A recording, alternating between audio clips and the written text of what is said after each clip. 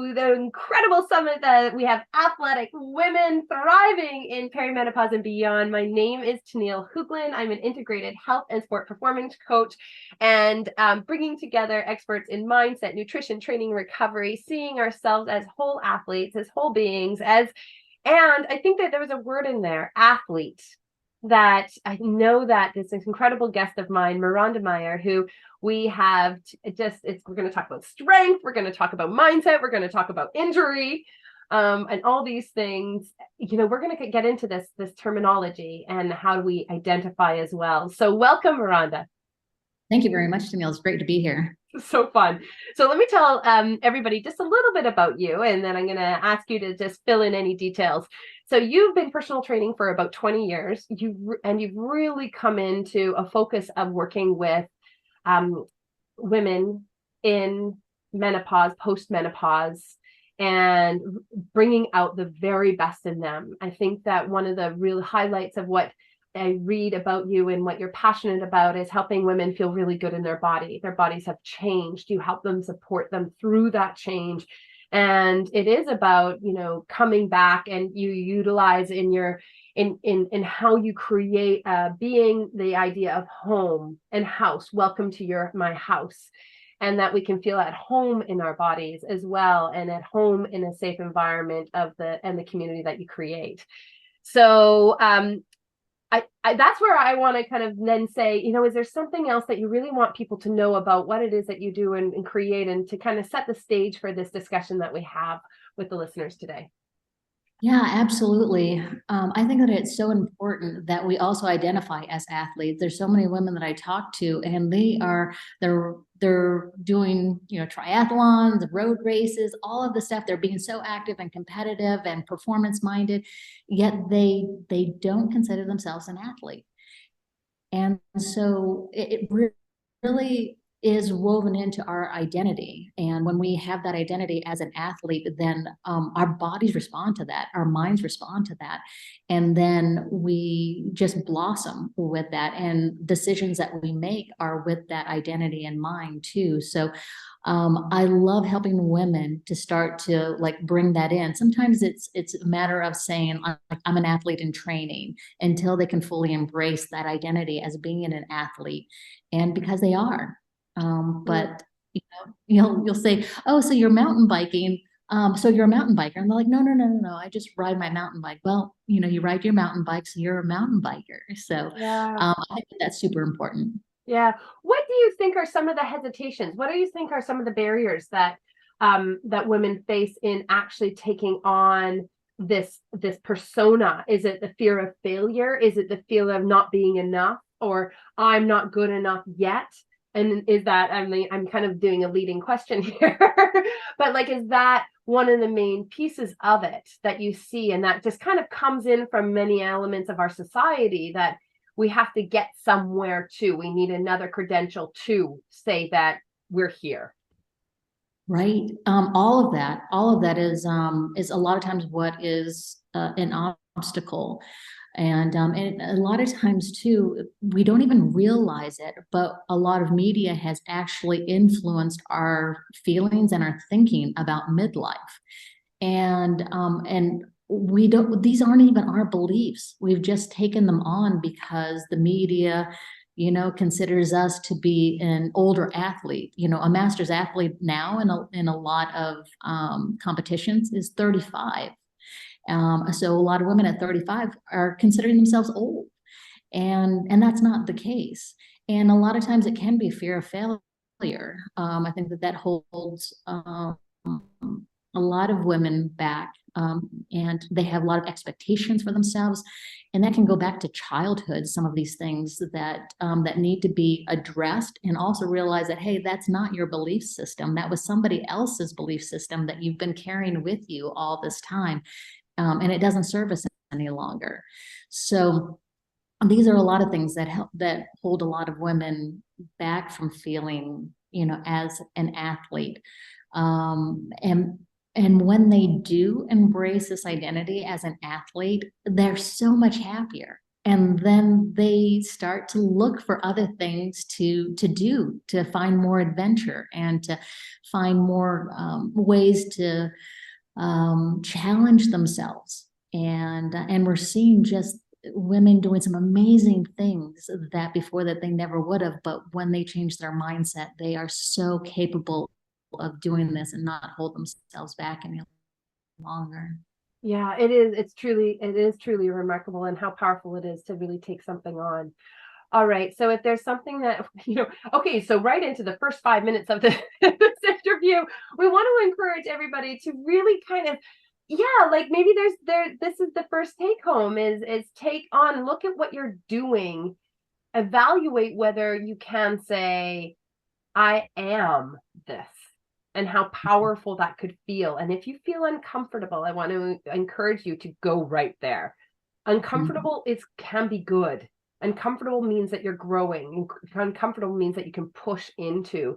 And so super fun. All right. So now that we have a whole bunch of athletes on board, let's go into strength training. And we do here, we have other experts that are talking about strength training, and I really want to come into where you come from, the aspect of like you're seeing it in a bit of a different light. Everybody has a bit of a different angle, and I want to hear about your way of learning and understanding how to do the strength training component in the perimenopause or postmenopause, and how you support people to do that.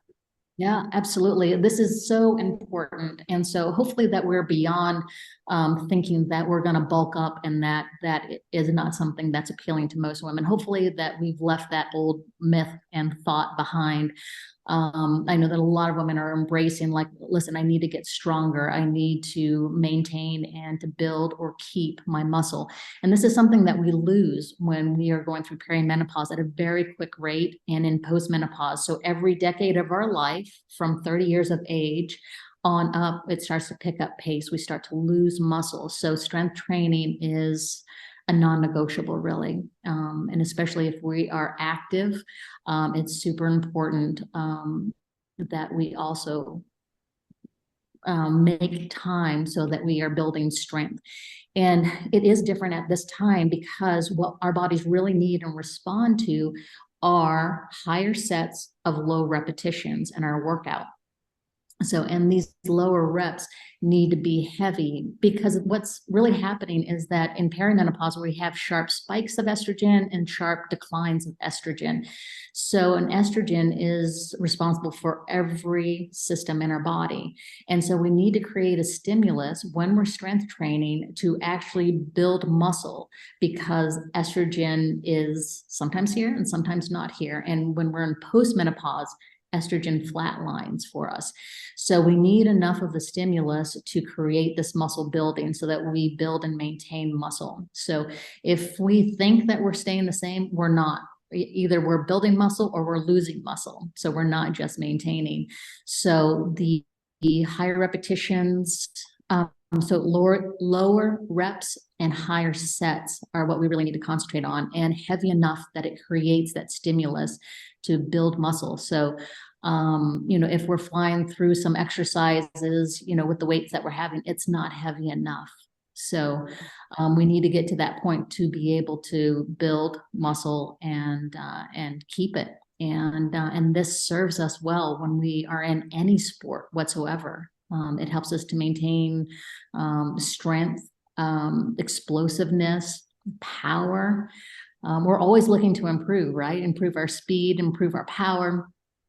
And these are ways that we can do that with a proper strength training program. And a proper strength training program, make sure that it's progressive. So if we are doing the same program that we've been doing for a year, 6 months, or 2 months, it's our bodies adapt to it. So it knows what we're going to do. So it's just like, yeah, it's another Monday morning here at the gym. And, it's not challenging our bodies to change. And so what we want to make sure is that we have variety in our strength training program, and particularly including proprioception. So having proprioceptive workouts included in our strength training program, it's challenging our body to know where we are in space. And so if you think about where an athlete gets injured, it's usually not the bigger muscle groups. Usually not, unless there's blunt trauma to a certain area. It's usually not like somebody really, damaged their quad or their hamstring. It's usually the smaller muscles around a joint that are smaller, and they are weaker. And so a lot of times it's like where we get that pain in the joint, in the knee joint or the ankles and things like that. But those are all things that can be strengthened, including this inner strength training program. It's huge. Yeah. How is it that, okay, so you talked about variability, and do you tell us a little bit more about if you have an athlete that is, training year round, and they have the ebb and flow of maybe they're taking on events, maybe they're taking on races, maybe they're taking on just being more active in the summer because the weather is there, or just, a variety of things that they're taking on. And do you create variability? Obviously, in the movements, you've added in proprioceptive work. So like the movement in space. And whenever I think of proprioception, I just think of the feet and, really kind of feeling grounded and trying to, in the balance and all those pieces. So just for people that aren't familiar with that word. And do you also create any shifting in sets and reps sometimes to create the variety to, like we want to continue to lift heavy? That's an obvious, but do you ever shift out of that to create variability in that as well? Absolutely, absolutely. And I love how you brought out the example of the feet. I mean, there's so many muscles that are in the feet, and sometimes we neglect what our feet are actually doing. But balance is something definitely to work with, because we lose it as we get older. And balance is super important. Like we want to be able to balance on one leg and be able to put on our socks, or get changed and things like that. And those are all things that can be worked on with a program. And yes, absolutely. Like we go through different seasons, right? Especially with an athlete that is training for a triathlon and their tri season. And so definitely taking time after the tri season to do some other things too. Maybe there are some things that an athlete has been wanting to do, but because they've been so focused on intensely training that they haven't had time to do, having some of that other activity weaved into a program for rest, recovery, change of pace, change of scenery is so important to an athlete staying healthy for longevity's sake. And so many times that athletes get burnt out on something because they don't give themselves space to do that. So it could be anything. It could be rock climbing. It could be indoor rock climbing. It could be field hockey. It could be ice skating or what have you.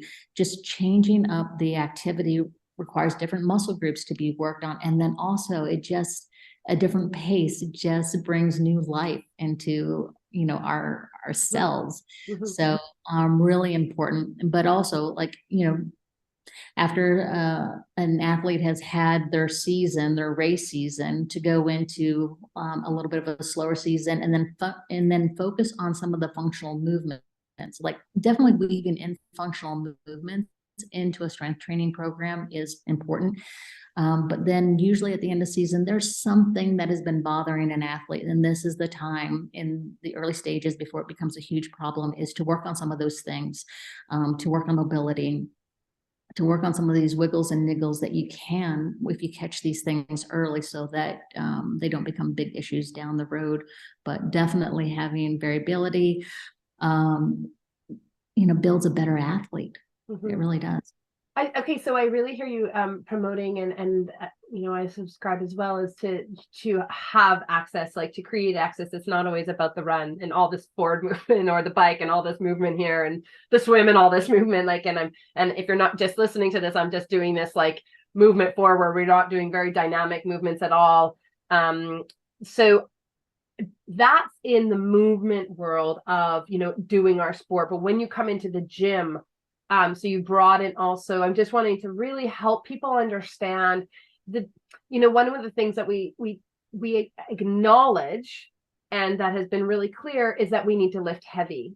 And I think what I hear you say, and I just want to make sure that I'm really driving home the point or understanding to a nuanced level what you're saying, is that addressing through other work is also important. So there may be a point in your training that we let go a little bit of the lifting heavy for a certain amount of time to make sure that we're creating constantly the foundation for other work. It may be proprioceptive work. It may be nourishment work. It may be functional movement work. It may be even hypertrophy. It may be other things, but there is flexibility. And I think that one of the things that I see in the media and I see in the guidelines, like people trying to follow so straight and narrow to get it done right, is I have to do this all the time. And I want people to come away with this idea that doing something all the time, like you said, it's not creating the uncomfortable position for your body, and we want to keep you uncomfortable. Like, right? Right. And I like to use the example of like an elastic, rubber band. And so, tension, like it needs tension to do its job, right? But if you keep that tension and keep pulling and pulling and pulling and pulling, eventually it's going to snap. So we need time, and recovery is when we actually get the benefit of the work that we've been doing. And so sometimes that's missed so often for so many different reasons. Sometimes we always feel like we got to be doing something. We got to be really working hard, and we're looking at our watch and trying to stay within our watts and our paces and things like that, that we may not be even paying attention to how our body is feeling, and that it needs a little bit more recovery. And that is something that is important for women in midlife right now, going through perimenopause and postmenopause, is that we need longer recovery times. We actually need longer warm-up times. And actually our workouts, our bodies respond better to shorter workouts, 20 to 30 minutes of lifting, but a bulk of that being really warming up our tissues and giving ourselves space to do that. And if we do that, we'll stay healthy. And I think I answered your question. Yeah. So, one of the points that we really wanted to discuss today in this interview was, this idea of injury-proof our body. So you've mentioned a number of things. You've just mentioned ensuring that we are really warming up the tissues, allowing ourselves the space to do that, ensuring that we provide our bodies with the recovery time that we actually need, not based on what is in the plan, but that is based on how you are doing. because estrogen is just going up and down, at least in perimenopause, so rapidly and in no particular order, that it may be that one week you have greater need for recovery than another week, and we have to allow ourselves, again, the flexibility to do that. What other things did you really want to bring forward to the listeners on how to injury-proof your body? Well, there's a number of things too, especially if an athlete is in perimenopause, that they probably are already aware that some workouts that they're really nailing and it feels great, they feel on top of the world, and then other workouts feel like awful. They feel like they can't hit their paces, they can't, they're not lifting as heavy as they were, and then they start to spiral, right? So they start to think that it's not working, that something is wrong with them, something is off. And what's really happening is that when an athlete has their cycle, that is when they're actually going to perform their best. And they'll lift their heaviest, they'll perform their best, maybe hitting their watts, hitting their paces during their cycle. And then after that, the week after their cycle, then it's really important to train at a moderate pace. So paying attention to how their body feels, like moderately, not like high intensity all the time.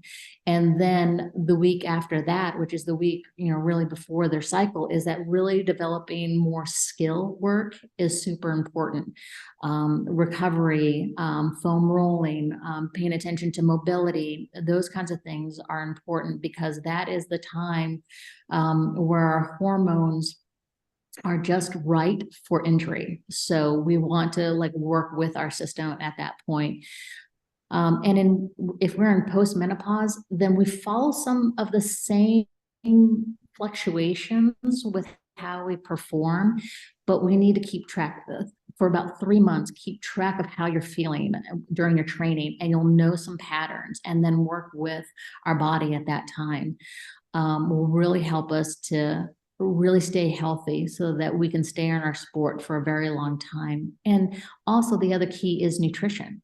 So I think sometimes we underestimate the value of nutrition and how we feel. And with the athletes that I work with, they're just amazed at how like their back pain goes away when they start drinking more water. They're hydrated actually, or certain exercises that they're doing are now strengthening their back. They don't have that pain anymore. I just worked with somebody who had shoulder pain for years. And after working with me for 3 weeks, she's like, I can't believe it. The shoulder pain is now gone. And she's a body worker herself, an acupuncturist. So, so these things really do help us. So mobility, rest and recovery, our nutrition is super important. Spending time in developing more skill work at certain times in our working with our cycle is key to staying really healthy. And it's possible. It really is possible. Mm-hmm. Mm-hmm. I think what one of the main points that I have experienced is it's really the boundaries of cycle that can really help us. It's because I personally, I am not at my peak when I'm having my menstrual cycle. Like, don't be trying to get me to do intensity on the first 3 days of my period. I just don't even want to hear about it. I know what the research says, but there is no way I'm doing it. My body doesn't react in that way. And I think, but what I do understand is that what cycle can do for us is create boundaries, and it creates an idea of how we can move in rhythm. And I think that that's really what you're pointing to, is that we can have and find rhythm of the push and the pull aligning with our cycle. And there is going to be individual differences in experiences within that. Like, just like I admitted, I'm just like, no, not going to happen, because I'm still coming down a crash for some reason. That's just how my body has worked. That's it. But I do believe we need boundaries to be able to, like, for type A personalities, a lot of triathletes might agree with this. We want to go. We love the drive. We want the push. We want to keep going. And then to be allowed to say, no, this is actually just part of your whole rhythm, and that you can come into that. The value of that alone, whether we are or are not really being, because the research isn't clear necessarily on whether we have to train aligned with our cycle, or, there's a lot of debate that's going on right now and saying, well, you know what, if you look at the random studies, it doesn't show this. And, you get a lot of the researchers talking back and forth about these things. But at the end of the day, creating routine, creating rhythm, just like the sun and the moon coming up, finding their circadian rhythm, whether you're in perimenopause or post-menopause, is beautiful. So I think that that's one of your major points of understanding that push and the pull. No, absolutely. It's so important. And it's being an expert of our own bodies. Yeah. And so many women, my wife included in this, like, she just has such awful cramps during her cycle. And so, like, even doing anything is just excruciatingly painful. So knowing when you are, because it might be like not at the beginning of your cycle, but it might be like after the first couple of days or 3 days that you notice, like, hey, my performance is much better. And then I notice that I don't feel as good, the second week or third week in. So being our own expert is really important. Mm-hmm. And I totally understand that type A drive. And what I've seen with many athletes, not everybody, but sometimes we use sport as a way to cope with depression. And some athletes really suffer quite a bit with depression. And this is a great outlet. Those hormones that make us feel good, the dopamine, all of that, Yeah. right? Feel better, and getting those results, and and talking about that, how we're performing and seeing progress.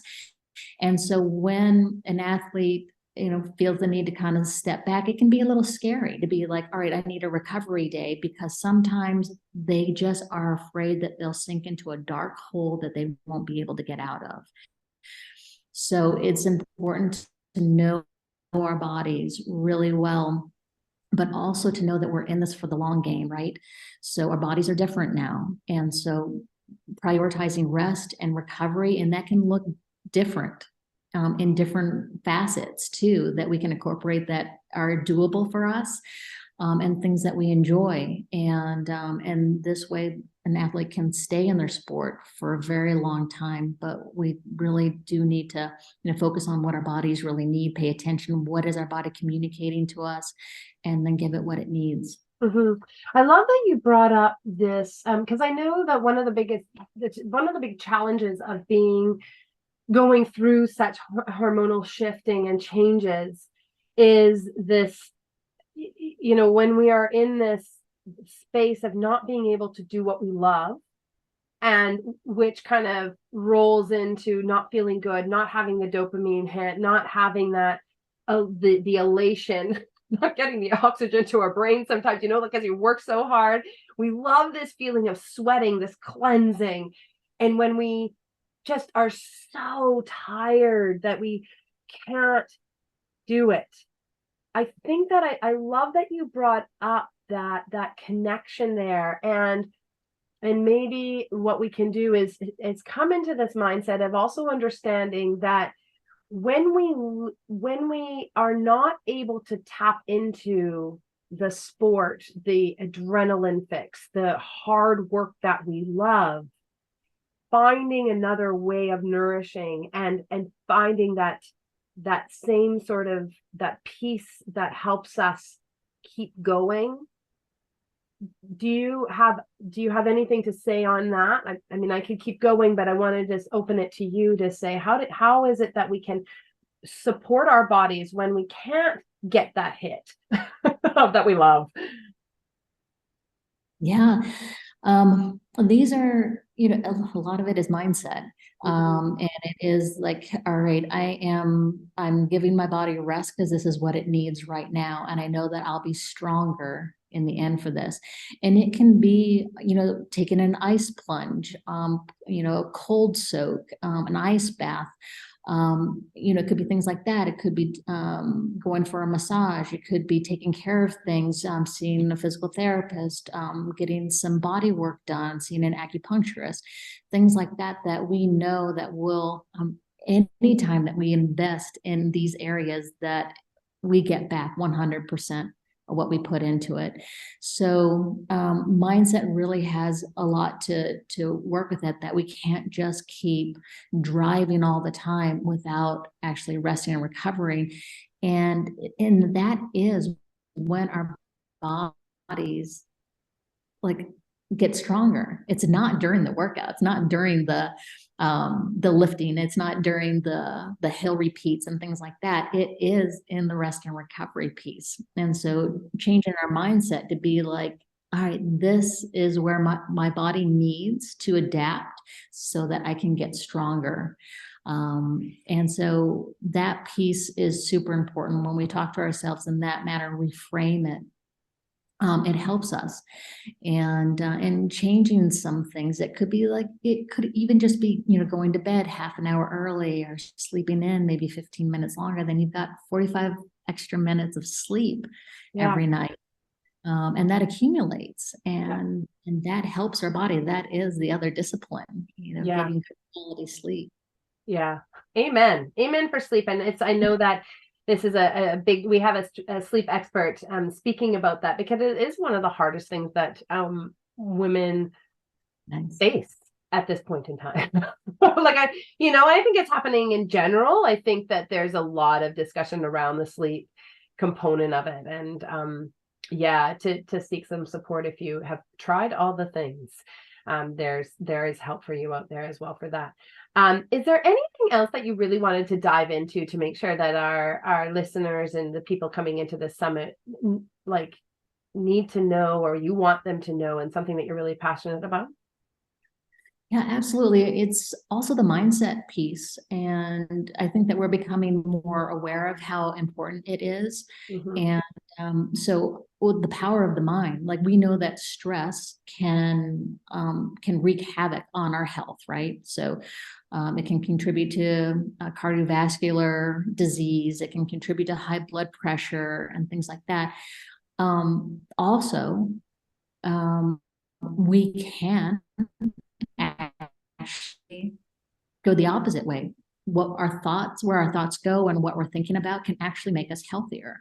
So the power of the mind, visualizing what we want, the outcome that we desire, really can affect our cells.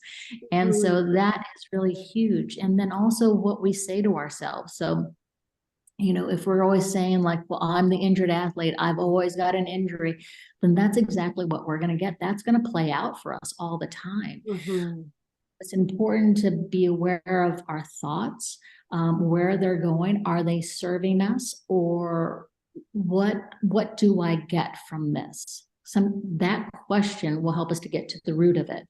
So many people talk about one diet after another that they're trying, and that has become their identity. And if we take that away, what are they going to talk about? What is it going to be a discussion about? So mindset really matters, and keep strong, visualizing our success, even if we haven't achieved it yet, and get down to the deep emotions of that. Like, what is it, that feeling that we're going after? What is that going to feel like to me? Why do I want that feeling? And then that's when we really dig in deep, and really our bodies will follow that. Whatever the mind will think and lead on, the body will follow that. So I think sometimes we miss that. We miss that piece, and we can just tap into it. It doesn't cost us anything. We just need to take the time and sit with our thoughts. I think it's such a oh man, it's the biggest and the heaviest lifting that we have to do as Yeah. as humans. Let's just put it as humans. And it's so much easier for athletes to get into the action. It's so much easier for us to want to just do something. And I think that this is where coaching actually, really can help people thrive and to actually create the space to do the work, to create the boundaries. Because if we don't create space for the mindset work, life is going to happen. It's just Yeah. going to keep going. It's not going to slow down for you. It's not all of a sudden going to say, oh, here's an extra hour just so you can sit and hang out with your thoughts. Who has that? I know. I laugh because I just think, oh, wouldn't that be beautiful? Maybe that'll happen next year. But I think that that's where, finding and creating relationships that really create that space. I have incredible hiking partners, and we get to dive into just how to be better humans. Julia, who is interviewing me, is one of those people, and just trying to find those spaces and those people that will really help us be able to find out what those stories are that you're speaking to. What are the thoughts? Because it is hard to create space around them. Right. Absolutely. Having good friends, like you mentioned, having a good coach kind of calls that out, because we can't see what we can't see.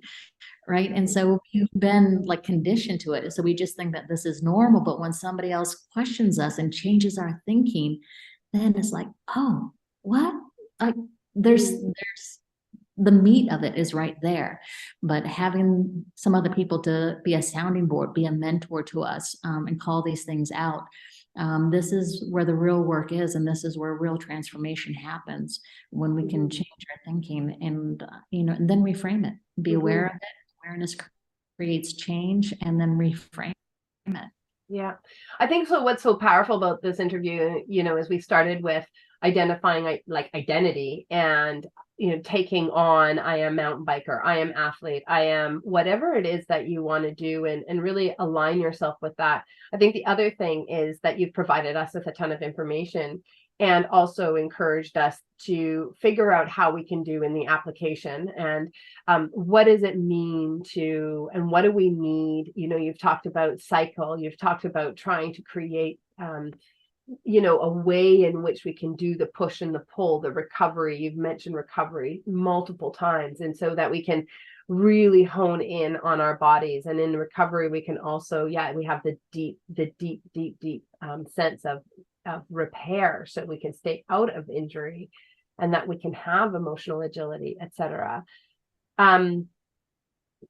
I think that really sums it up. Is there something that I missed that you wanted to just really call forward once more? Yeah. You summarized everything just perfectly. This is like such a fun topic to discuss. And I really feel like there's so many women out there that when they lean into these things and really take care of themselves and work on the identity piece and the mindset work, it's so fun when women start to develop these other areas that not only do they improve themselves, but they improve everyone around them. Like their families benefit from this, and women want to help other people, and they have this huge influence on their families, want to follow them, and then everybody else that's around them wants to follow them. And I just feel like this is such a fun area to explore and to work on, and then just fun things like really grow in this way. Yeah, truly, it's the ripple effect, isn't it? And it's so funny because sometimes we have the challenges of, well, I need to first do this. We want to put ourselves on the back seat because we first want to make sure everybody else is okay. And it doesn't work like that. No, everybody will be okay when you're okay. And it's so hard. And I just want to say, the reason probably, I can't say this for you, but I know for me is that, one of the coaches are, because we need to constantly talk about it to remind ourselves. It's just like, it is as hard for me to constantly put this as a priority. And I need to, I have to keep coming back into the very principles of what I coach to, the things that you're speaking to, in order to, and I don't know if this was your challenge or this is your challenge, but I know that these are the challenges of many, many women, is to identify and to prioritize and to say, gosh darn it, I'm worth it. Yeah, it is so true. Like you said, women are typically feel like they feel selfish if they take care of themselves, or they feel like getting back to that piece of identity, not feeling worthy enough for the investment in themselves. And their kids ask for anything, or their grandkids ask for anything, they're right there to do it for them. But when it comes to themselves, and then there's that other piece, the fear of failure piece. What if I invest in this or go and do this and it doesn't work out? So, but what if it does? And any time that we invest money in taking care of ourselves, in coaching, and for myself too, like I hire coaches because I know the value of having a coach. And so then we get back, when we are invested, we get back what we put into it. And that's what's really key. Beautiful. All right. I have 3 rapid fire questions for you. Are you ready? Are you ready? Are you ready? All right. First question I have for you, just to conclude this, I'm asking all experts, what are you thankful for right now?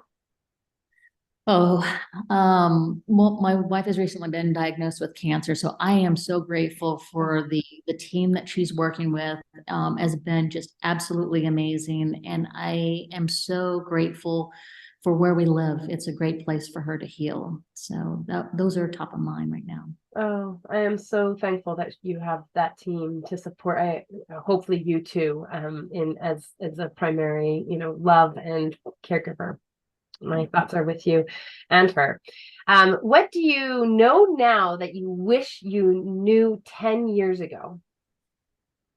Yes, that's a loaded question. And it is about what happens to our bodies when we start to get to, through perimenopause and into postmenopause. It's not often talked about. And in fact, like even like a lot of women don't even want to say the name menopause actually in public. So I wish I knew what to expect, and I didn't. And so that's why I really feel very passionate about helping women who are active already to know what's happening to their bodies. Because once you know, then there's things that you can do about it. We're not helpless. Yeah. Amen. We are definitely not helpless, you guys. We are not victims. We are going after it. Let's do it. What is a saying or quote that you live by or that you just simply love? You know, I always ask my athletes, like, what does success look like for you? So the quote, success is liking who you are, liking what you do, and liking how you do it. And that can go into any aspect, our fitness, into business, all those aspects. That's a beautiful one. And that's by Maya Angelou. Of course it is. Oh, beautiful, Maya Angelou. I just want to thank you so much for taking the time and creating the space and the house for which we can have this conversation, and all the links to you will be provided on your website or on your webpage here. So again, I'll leave you the last words and thank you. Yeah, thank you so much for doing this. This is huge to have a summit about perimenopause and postmenopause. This is fabulous. I love the direction that we're going in. So I'm so grateful to you for what you're doing. Thank you so much.